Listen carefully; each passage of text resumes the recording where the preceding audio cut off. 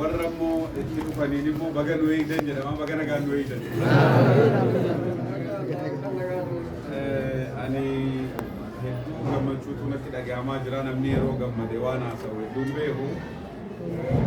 Rasuulatu alayhi salaatu wassalaam gaafa Khaybaritti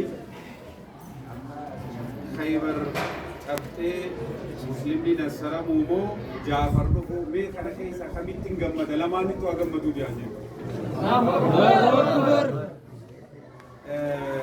Ifa islaamaa keessatti argamu gammachuu guddaa tokko ummata kana fuulli isaa ifu quraanaa fi hadiisni imaanni fuula isaa ibsa kanatti dhufuun kiyyas gammachuu lammata biyya keessa guddannee biyya keessa qaraanee biyya hedduu jaallannu akka dhuunfaa qofatti utuu hin taane akka mana marii dhimmoota islaamummaa naannoo Oromiyaatti filannoo seena qabeessaa fi seera qabeessa eega godhamee xumuramee booda waggaa 5 amaanaa eega nutti kennamee booda ziyaaraan jalqabaa eessarraa ta'uu qabdi isa jedhu eenyeen mari'anneet akka majlisa Oromiyaatti kilaastara baharraa haa jalqabdu jenne jedhu. Kilaastarri bahaa immoo ka dura nutti bahee ciroodha kun.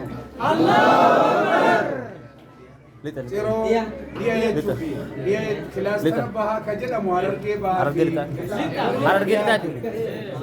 fi haa ta'u garuu isin lixa fi jaamala nuti bahaa isiniin jennaa.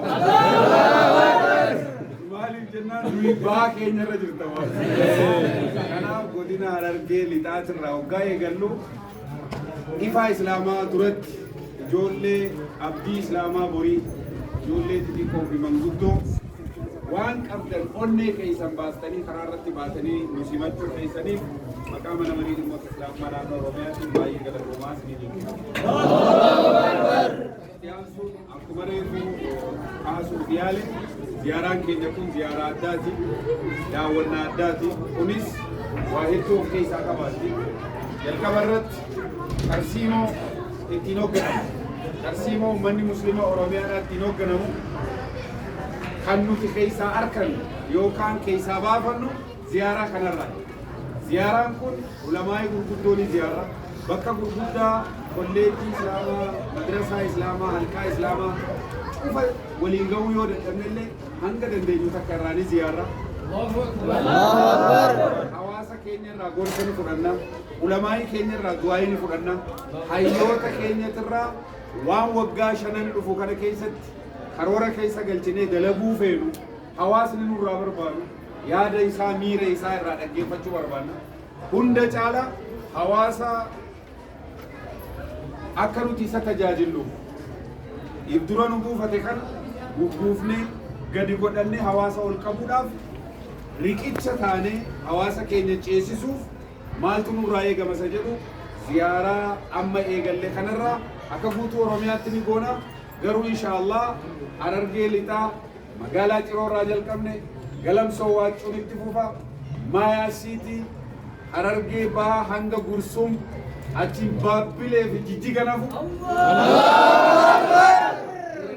Hararii waan baha Oromiyaa qofa tun taane baha Itoophiyaa ziyaarree ummata seenaa qabu ummata dhama qabu kan waan hojjetu beeku irraa qaraanee galleet inshaallah akka ummata muslima Oromiyaatti waan Oromiyaaf malu waan hawaasa muslimaatiif malu hojjechuu qabna waan jedhuuf akka mana marii dhimma islaamaatti karoorfannee kaane isin immoo nu himachuu dhiiftanii nu simachuu keessanii baay'ee galatoomaa isin. Xumurarratti bakki jirru ifaa islaamaati. Madrasaan ifaa islaamaa waggaa 6 dura dirreen kun dirree idaati dirree waagaraadhaaf gara Machaaraa deemaa asuma koreen amma as jiran dursaa taanaan pirezidaantii mana marii dhimma islaamaa ammaa gaafa sanatti mana marii dhimma islaamaa godina kanaa turanii fidanii na agarsiisanii Mustafaa taanee kana qofa miti ifaa islaamaa ka magaalaa keessa jirtu san dura achi ilaalle gaafa san dirree qullaa har'a garuu piroojeektii Oromiyaa mataa ol qabachiisutu dalagamee asitti agarre. Haqiiqatan kun nu boonsaa inshaallah jalqabdanii har'a haayiskuulatti bantanii waggaa lama booda kolleejjiitti bantu yoo umurii dheerannee amata shanan kana jidduutti akkamitti gara kolleejjii gara yuunivarsiitiitti ce'asa jedhu nuti illee isin gargaarree hojjechuu feena. Lubbuurraa hanga lukkuutti waan jedhamu sanii qophii ta'uu keenya asumarraa. Allahu Akbar.